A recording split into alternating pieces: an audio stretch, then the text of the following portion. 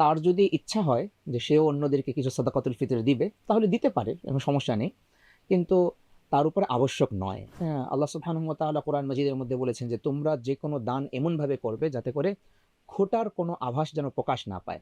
স্বামী তার নিজের সাদাকা আদায় করবেন, স্ত্রী তার নিজের সাদাকা আদায় করবেন। أهلا وسهلا يا رمضان شهر التوبة والغفران। আসসালামু আলাইকুম প্রিয় দর্শক, স্বাগত জানাচ্ছি পবিত্র মাহে রমজান উপলক্ষে আমার দেশের বিশেষ আয়োজন রমজান জিজ্ঞাসায়। সঙ্গে আছি আমি আরমান মুজাহিদ।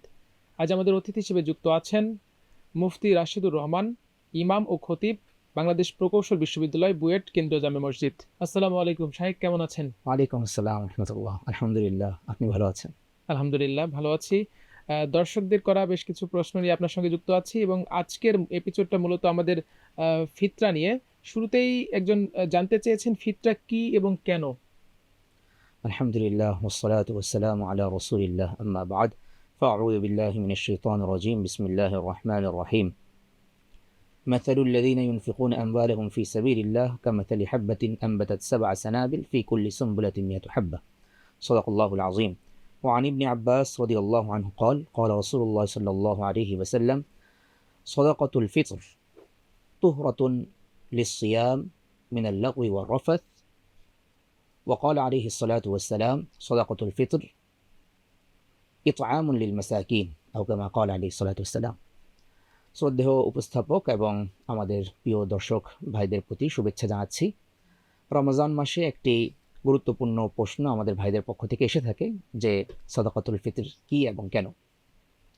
দেখুন, সাদাকাতুল ফিতর শব্দের অর্থ হচ্ছে রোজা ভাঙার যে আনন্দ আল্লাহ তাআলার নির্দেশে, সেই আনন্দের সময় সাদাকাহ প্রদান করা।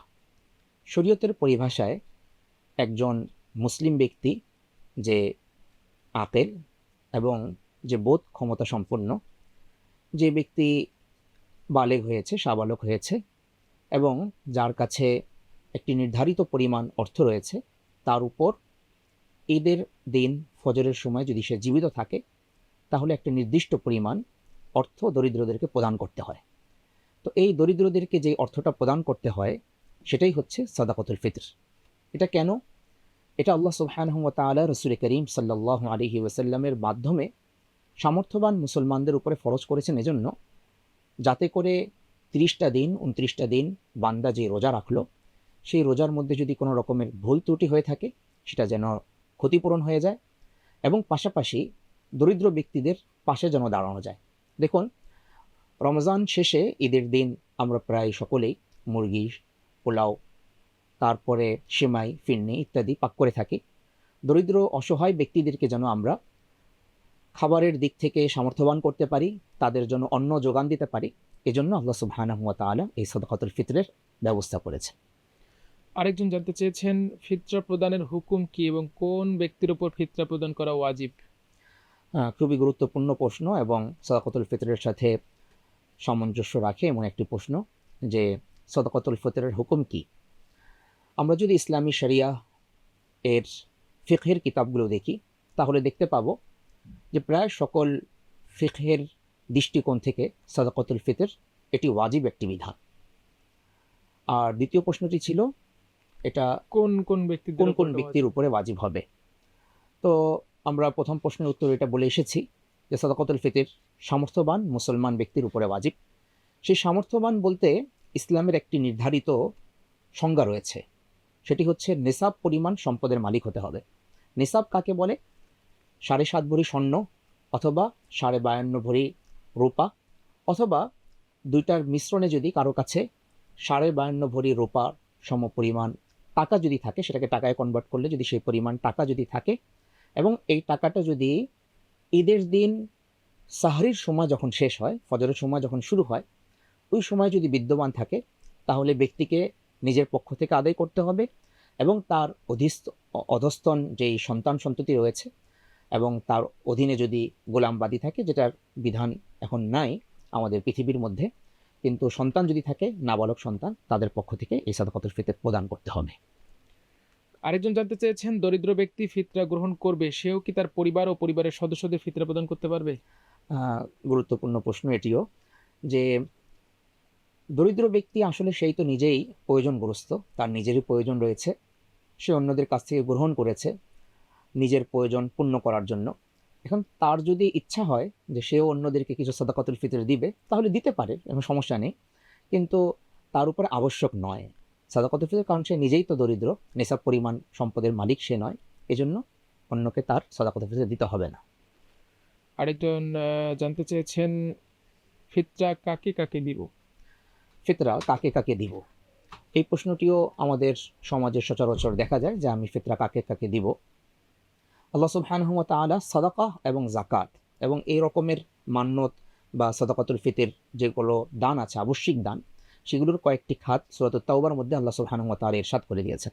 আল্লাহ তাআলা ইরশাদ করেন, ইন্নামাস সাদাকাতু লিল ফুকারা ওয়াল মাসাকিন ওয়াল আমিলিন আলাইহা ইলা আখিরিল আয়া, যে সাদাকা এগুলো প্রাপ্য হচ্ছে দরিদ্র ব্যক্তিদের, মিসকিনদের, যারা এটার রক্ষণাবেক্ষণের দায়িত্বে থাকে তাদের উপরে রাষ্ট্র কর্তৃক, এগুলো হচ্ছে তাদের প্রাপ্য। এখন এটাকে যদি আমরা সহজভাবে বলি, তাহলে সাদাকাতুল ফিতর এমন প্রত্যেক ব্যক্তিকে দেওয়া যাবে যে নিসাব পরিমাণ সম্পদের মালিক নয়। নিসাব কত? এই বছর আমরা ইসলামিক ফাউন্ডেশন এবং বিভিন্ন ফাতাওয়া বোর্ডের সাথে আলাপ করে যেটা পেয়েছি সেটা হলো এই বছর টাকার হিসাবে নিসাব হচ্ছে 85,000 টাকা। কোনো ব্যক্তি যদি 85,000 টাকার কমের মালিক থাকে তাহলে তাকে সাদাকাতুল ফিতর প্রদান করা যাবে। কোনো ব্যক্তি যদি এমন হয় যে সে 85,000 টাকার মালিক, তাহলে এমন ব্যক্তিকে সাদাকাতুল ফিতর প্রদান করা যাবে না। এই ক্ষেত্রে কাছাকাছি একটা প্রশ্ন একজন জানতে চেয়েছেন, অমুসলিমকে কি ফিতরা দেওয়া যাবে কি? দেখুন, অমুসলিম তারা আমাদের সমাজে বসবাস করেন এবং আমাদের বিভিন্ন রকমের দায়িত্ব রয়েছে তাদের উপরে, তাদেরকে দেখাশোনা করা এবং তাদের পাশে বিপদের মধ্যে গিয়ে দাঁড়ানো, যেটা আলহামদুলিল্লাহ আমাদের এই বাংলাদেশের মুসলিম সমাজের লোকজন করেই থাকেন। কিন্তু নিয়ম হচ্ছে যে যেটা আবশ্যিক সাদাকা, যেমন জাকাত, সাদাকাতুল ফিতর, মান্যতের অর্থ, এগুলোর প্রাপ্যতা কেবল মুসলমানদের জন্যই, এটা অমুসলিমদেরকে দেওয়া যাবে না। হ্যাঁ, আপনি নাফল সাদাকা যেগুলো আছে সেগুলো আপনি অমুসলিমদেরকে দিতে পারেন, এতে সমস্যা নেই। আরেকটি প্রশ্ন, একাধিক লোকের ফিতরা কি একজন দরিদ্র লোককে দেওয়া যায়? সাদাকাতুল ফিতর আমরা একটা প্রশ্নের মধ্যে এটা আলোচনা করেছি ইতিপূর্বে, যে সাদাকাতুল ফিতরের প্রাপ্যতা সেই ব্যক্তির জন্যই যে ব্যক্তি দরিদ্র, নিসাবের মালিক নয়। সুতরাং একাধিক ব্যক্তির ফিতরা একজন ব্যক্তিকে দেওয়া যাবে, এতে সমস্যা নেই। একজন জানতে চেয়েছেন, ফিতরা হিসেবে কি কোনো ধরনের খাদ্যদ্রব্য দেওয়ার বিধান আছে কিনা? হ্যাঁ, ফিতরা হিসাবে রাসূল করিম সাল্লাল্লাহু আলাইহি ওয়াসাল্লামের জামানায় সাধারণত 5 ধরনের খাদ্য দিয়ে ফিতরা প্রদান করা হতো। এই 5 ধরনের খাদ্যের মধ্যে প্রথম হচ্ছে গম বা আটা, আর অন্য 4টি হচ্ছে যব, কিশমিশ, খেজুর এবং পনির। যদি আমি গম অথবা আটা দিয়ে যদি দিতে চাই, সেক্ষেত্রে আমাকে প্রদান করতে হবে 1 কেজি 650 বা 700 গ্রাম গম বা আটা। আর যদি আমি অন্য যেই 4টি দ্রব্যের কথা, খাদ্যের কথা বলা হলো, সেটি দিয়ে যদি আমি প্রদান করতে চাই, তাহলে আমাকে প্রদান করতে হবে 3 কেজি 300 গ্রাম। আমি খাদ্য দিয়ে আদায় করলে রাসূল করিম সাল্লাল্লাহু আলাইহি ওয়াসাল্লামের জামানার সাথে সাদৃশ্যপূর্ণ হবে। আমি অর্থ দিয়ে যদি আদায় করতে চাই, সেটিরও সুযোগ আছে, সমস্যা নেই। একজন জানতে চেয়েছেন, প্রতিজনের ওপর কি পরিমাণ ফিতরা দেয়া ফরজ? হ্যাঁ, একজন ব্যক্তি কতটুকু ফিতরা প্রদান করবেন, ইতিমধ্যেই আমরা বলেছি যে সামর্থ্যবান মুসলিম ব্যক্তিকে তার সাদাকাতুল ফিতর প্রদান করতে হবে। যদি সে আটা বা গম দিয়ে আদায় করে, তাহলে সেক্ষেত্রে 1 কেজি 700 গ্রাম আটা বা গম। আর যদি অন্য যেই খাদ্যদ্রব্যগুলো আছে, খেজুর, কিশমিশ, পনির, যব, এগুলো দিয়ে যদি সে আদায় করে, তাহলে সেটার পরিমাণ হচ্ছে 3 কেজি 300 গ্রাম। এটার যেই বাজার মূল্যমান আছে, হ্যাঁ, যেই এলাকায় এটার যেই বাজার, সেই বাজার মূল্য হিসেবে আমরা সাদাকাতুল ফিতর আদায় করব। কোনো জায়গায় দেখা যেতে পারে যে খেজুর বিভিন্ন কোয়ালিটির আছে, আজওয়া আছে, এটা 3 কেজি 300 গ্রাম যদি আজওয়া দিয়ে আমরা প্রদান করি, খেজুর আজওয়া দিয়ে, তাহলে এটার দাম অনেক আসবে। আবার মধ্যম, আবার নিম্ন কোয়ালিটির খেজুর আছে।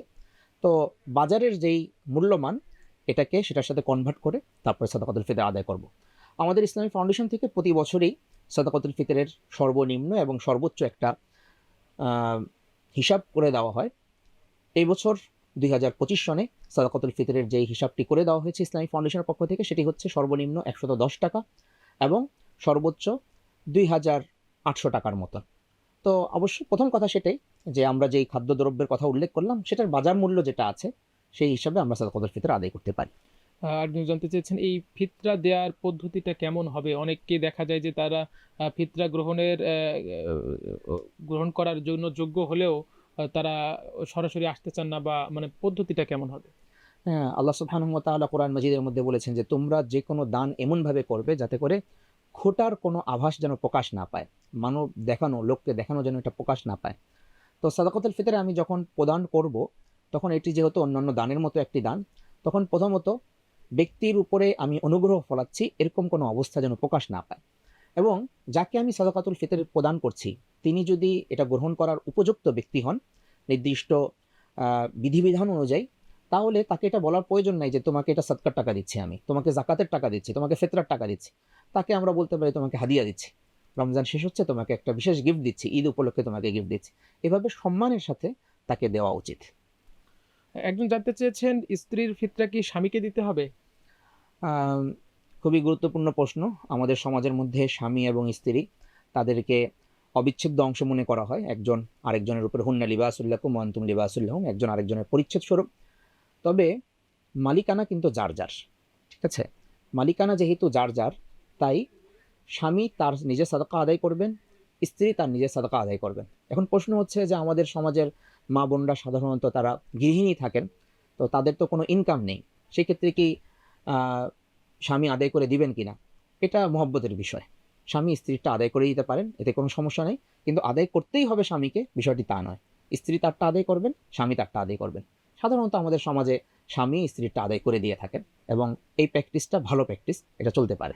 সম্মানিত শাহেখ, আপনার গুরুত্বপূর্ণ সময় থেকে আমাদেরকে সময় দেওয়ার জন্য ধন্যবাদ।